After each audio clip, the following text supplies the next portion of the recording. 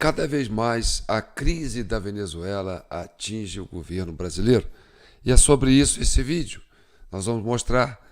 Eu fiz um recorte aqui de mais ou menos 9 minutos e 40 segundos, trazendo um conteúdo muito interessante, jornalístico, que vem de várias emissoras, que vai dar uma ideia, dimensão do que nós estamos vivendo nesse país atualmente, tá certo?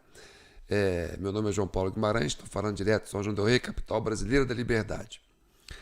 Bem, aqui está a nossa chave Pix, jpnoticias@gmail.com. Aqui está o nosso WhatsApp. E você pode se inscrever no nosso canal TV Del Rey, lá no YouTube, TV Del Rey Cortes, também no YouTube. E aqui no Facebook, João Paulo Guimarães, nosso perfil. Se inscreva, tá? Assine o sininho para você receber as notificações, tá certo? Então, para você ficar atento com o que nós vamos mostrar aqui, eu quero dizer para você que a crise da Venezuela e a crise brasileira é a mesma. As duas estão interligadas. O que acontece na Venezuela acontece no Brasil, tá certo? Vai acontecer, vai refletir aqui no Brasil. Vocês vão ver isso nesse recorte. Eu vou falar pouco porque eu tô rouco, tá certo? Então, vou deixar mais o vídeo passando. Eu queria falar mais, mas infelizmente eu vou poupar um pouco a minha voz, tá bom? Eu só vou deixar um recado para vocês. Dizem as más línguas que soltar pitbull é fácil, prender depois é que é difícil. Então, antes de mostrar o vídeo, que já está pronto na bala para sair, eu quero dizer para você o seguinte: por que Alexandre de Moraes está virando alvo agora na Folha de São Paulo e o jornalista americano Greenwald, sei lá? Porque esses vazamentos desse celular, que era do assessor especial do Alexandre de Moraes, não veio antes. Porque o Eduardo Tagliaferro, ele foi preso no ano passado, não foi preso esse ano. Então, este celular e o conteúdo desse celular foi adquirido o ano passado. E por que isso veio à tona agora e não veio antes? Porque isso tinha que bater, sincronizar com as ações que estavam acontecendo na Venezuela. A Venezuela entrou em processo eleitoral. A oposição descobriu como que a Venezuela, o Maduro, né, o regime do Maduro, frauda as eleições na Venezuela. Então, ela se armou, né, de forma que garantisse uma apuração paralela ao Conselho Nacional Eleitoral da Venezuela. Porque sabendo que o resultado ia ser Maduro, e mesmo que vocês contestassem, que a oposição contestasse, o Tribunal Eleitoral da Venezuela ia dar ganho para Maduro, porque ele domina o Conselho, domina os tribunais. Então, essa armadilha que foi colocada para o Maduro foi o seguinte: todo mundo vai nas urnas e pegam as atas. E aí depois nós vamos fazer nossa apuração paralela e postar isso de forma pública, de forma que a comunidade internacional entenda qual é a vontade da maioria dos venezuelanos, que a soberania da Venezuela seja respeitada. Então, o processo eleitoral de lá equivale ao processo eleitoral daqui. E percebe que depois que saiu o resultado eleitoral de lá, o alvo aqui começou a ser o Alexandre de Moraes. Bem, é um celular que tinha 6 GB de arquivos que foram capturados. Bem, vocês viram até agora 3 reportagens. Isso não dá nem 2 megas de arquivo. Então, o que está por vir aí é algo muito grande. Eu, se eu fosse Moraes, já tinha dado conselho para ele, né? Eu arrumava um disfarce, botava uma peruca, arranjava outra identidade e sumia do mapa. Porque, gente, o que tem nesse celular é de preocupar. Acredito que o Moraes esteja muito preocupado com isso. Bem, agora isso está vindo à tona agora. Por quê? Porque vai casalar com essas informações das eleições da Venezuela. E o Tribunal Eleitoral de lá fez igualzinho o Tribunal Eleitoral de cá. E o alvo aqui no Brasil é Lula e o TSE de Alexandre de Moraes. Por isso que ele virou alvo agora. Vamos entender isso na prática, tá certo? Mas antes, não deixe de se inscrever no meu canal. Isso é muito importante. Nós temos poucos inscritos. Ah, mas é mais de 50 mil, João. Tá, mas para um tema tão importante igual esse, merece mais. Então, não deixe de se inscrever. Vocês estão perdendo muita coisa aqui, não inscreve. Vamos lá.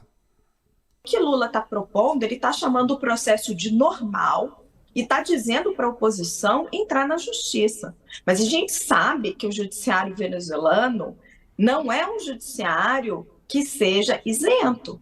É um judiciário que está carcomido pelo regime. O Comitê Nacional Eleitoral da Venezuela está carcomido pelo regime. O Supremo, lá da Venezuela, declarou hoje a vitória de Nicolás Maduro nas últimas eleições, sem publicar as atas das urnas, ignorando as próprias leis da Venezuela. Que coisa mais desagradável. Em função dessa decisão do Supremo de lá, totalmente controlado pelo Executivo, surgiram novas ameaças de perseguição aos líderes da oposição, que estão na desagradável condição de ir para a cadeia por terem vencido as eleições.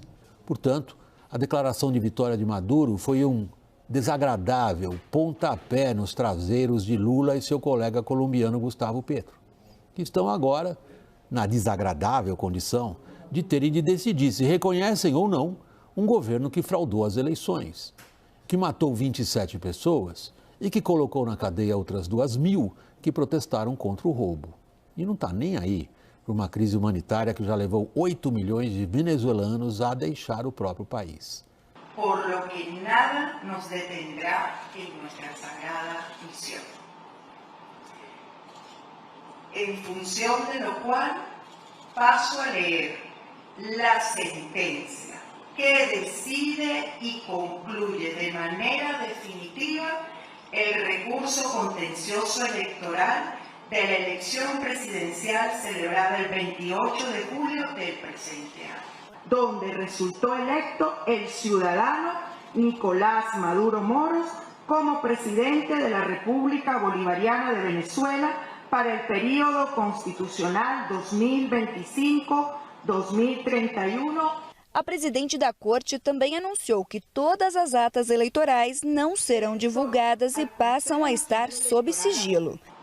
De igual manera, ocurrió en el último proceso de elección presidencial realizado en la República Federativa de Brasil el 30 de octubre del 2022, en cuyo desarrollo se presentaron denuncias referidas a un supuesto fraude electoral que ameritaron la intervención del Tribunal Superior Electoral del referido país, como máxima autoridad en materia contencioso electoral, el cual tomó decisiones para recuperar la tranquilidad social, derrotando las intenciones de provocar una crisis en dicho país. A decisão favorável ao presidente venezuelano é resultado do processo aberto a pedido do próprio Nicolás Maduro para que a Suprema Corte do país investigasse os resultados anunciados pelo Conselho Nacional Eleitoral. A conclusão da justiça ligada ao regime é de que os boletins emitidos pelo CNE estão respaldados nas atas emitidas pelas máquinas de votação e que deram 51,95% dos votos a Maduro. A oposição afirma que González venceu com 67% dos votos, de acordo com 83% das atas eleitorais a que teve acesso e que foram publicadas na internet. As eleições na Venezuela são um tema delicado para a diplomacia brasileira. Nós ouvimos o presidente Lula declarar em entrevistas públicas que era normal haver divergência, que a oposição poderia contestar o resultado da eleição. E que isso acontecesse, disso deveria ser dirimido de maneira institucional, pelo Tribunal de Justiça da Venezuela. Agora aconteceu o que o presidente Lula falou. Quer dizer, ele caiu nessa armadilha novamente. Bom, como você viu, o presidente Lula deu a fórmula dele, né? Ele disse que se a oposição tem dúvida sobre o resultado da eleição, é só entrar na justiça. Justiça, na Venezuela. Pelo amor de Deus, está tudo dominado lá. O ditador Maduro controla o poder judiciário. Na Corte Suprema, que é chamada Tribunal Supremo de Justiça, eles não dão um passo sem pedir a bênção para ele. Imagina a oposição entrando com uma ação apontando indícios de irregularidades contra o chefe da juizada. O presidente do Partido Liberal, Valdemar da Costa Neto, pede anulação dos votos computados por quase 280 mil urnas no segundo turno das eleições. O Tribunal Superior Eleitoral já rebateu a representação e determinou que o PL envie em até 24 horas os dados da auditoria encomendada pelo partido do presidente Bolsonaro. O TSE também quer que a ação inclua os votos do primeiro turno. O presidente Jair Bolsonaro e o presidente do PL, Valdemar Costa Neto, entraram com uma representação no Tribunal Superior Eleitoral. Bem, antes de eu continuar, vou chamar a atenção para um detalhe de vocês que passou desapercebido, tá certo? Isso aqui foi em novembro do ano passado, de 2022, tá certo? Olha só, vou mostrar para vocês o detalhe. Do primeiro turno. O presidente Jair Bolsonaro e o presidente do PL, Valdemar Costa Neto, entraram com uma representação. Olha no rodapé aí, que vocês vão ver uma notícia. Alckmin anuncia lista com mais de 99 nomes. O Geraldo Alckmin, que era candidato a vice, né, padrinho de Alexandre de Moraes, estava mandando nessa época. Olha, ele é que anunciava a lista dos nomes que ia compor o novo governo. Entendeu? Vamos continuar assistindo. Ação no Tribunal Superior Eleitoral para pedir a anulação de votos no segundo turno das eleições deste ano, realizados em modelos de urnas fabricadas até 2015. A alegação é de que houve desconformidades irreparáveis de mau funcionamento desses modelos antigos. Essas urnas têm pouco mais de 279 mil urnas, o que dá 59,2% do total das urnas. Nessas urnas, infelizmente, encontramos esse número inválido na quarta coluna do log. Nas urnas novas, em que é possível a certificação plena do resultado eleitoral, segundo a nossa área técnica, segundo o relatório que nos foi enviado, nesse caso, o candidato Bolsonaro teria 51%, cerca de pouco mais de 51% dos votos, e o candidato Lula teria 48,95% dos votos. Quero dizer que nós estamos aqui hoje com uma única intenção: contribuir para o fortalecimento da democracia do nosso país. Para o presidente do Senado, Rodrigo Pacheco, do PSDB de Minas Gerais, o resultado das urnas é inquestionável. O presidente do Tribunal Superior Eleitoral rejeitou o pedido do PL para anular os votos de quase 280 mil urnas no segundo turno das eleições. Alexandre de Moraes também aplicou uma multa à coligação que tentou reeleger o presidente Bolsonaro. Ao recusar a ação, Moraes determinou que o PL, o Progressistas e o Republicanos paguem quase 23 milhões de reais por identificar litigância de má-fé, quando a justiça é acionada com má intenção para causar tumulto. Ao rejeitar a ação, o presidente do TSE citou a ausência de quaisquer indícios de irregularidades e a existência de uma narrativa totalmente fraudulenta. Alexandre de Moraes afirmou ainda ter ficado comprovada a total má-fé no esdrúxulo e ilícito pedido, que atenta contra o Estado Democrático de Direito e que foi realizado de maneira inconsequente para incentivar movimentos criminosos e antidemocráticos. O ministro determinou o bloqueio do fundo partidário, que envolve a coligação, até que a multa seja paga, além da abertura de um processo para apurar eventual desvio de finalidade e o envio de cópias do inquérito ao Supremo, no processo que investiga a atuação de milícias digitais, a democracia e as instituições. E a gente fica com um vizinho que é uma ponta de lança da Rússia, né? É uma aliança militar, né? Lembre que a Rússia mandou navios de guerra agora, recentemente, para a Venezuela para dar um recado, né, para os Estados Unidos, para o Ocidente, de que estava apoiando de forma, não só com palavras, né, essa fraude eleitoral e esse regime bolivariano.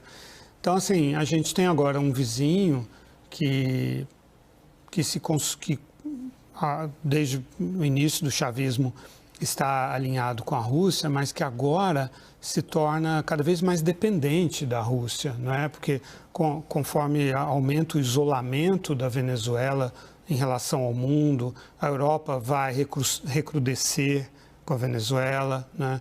Os Estados Unidos também, os países aqui da região alguns deles não estão reconhecendo, né, esse regime. Então, aumenta essa dependência, e ao aumentar a dependência, aumenta a influência, certo? Da Rússia, principalmente, mas da China também. Então, nós teremos que lidar com isso. É um regime agressivo, como toda ditadura. Esse conflito vai envolver a China, vai envolver a Rússia, vai envolver o Irã. E se a Venezuela leva adiante o plano de invadir a Guiana e a gente tem um contexto de uma conflagração mundial, nós vamos ter aqui talvez um foco dessa crise aqui mesmo literalmente na nossa vizinhança.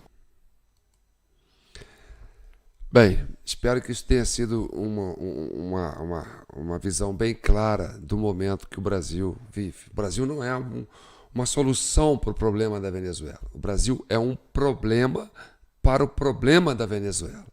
Não é à toa que o Lula, né, está sem ação, está sem retórica, está sem saber se colocar nesse contexto, né, por causa dessas questões que estão evidentes, né? Lula e Maduro são duas faces da mesma moeda. E o Brasil está sendo arrastado para essa crise, que é a deflagração, né, da inconstitucionalidade de elementos instituídos dentro de instituições. Então, a instituição, quando ela é criada para atender, né, as demandas de uma sociedade. Se as instituições são aparelhadas por uma facção política e descola das demandas da sociedade e passa a agir como um casulo, defendendo apenas o interesse de uma facção, ela quebra a constitucionalidade institucional. Então, o que nós estamos vendo é uma crise das instituições do plano jurídico da Venezuela e, de tabela, do Brasil. Então, o que está em jogo hoje é a soberania da vontade popular contra os instituídos que aparelharam as instituições públicas para interesses de uma facção política, ideológica.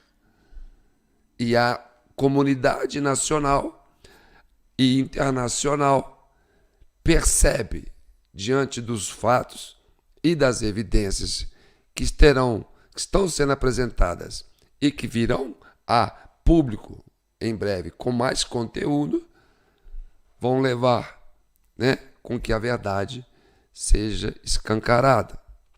Diante disso, eu, aqui da Comissão Cidadã de Inquérito, que instituímos esse organismo para chegar à verdade e pacificar a nação brasileira, esperamos que tenhamos frieza, discernimento e, principalmente, sabedoria para entender esse grave momento de transição.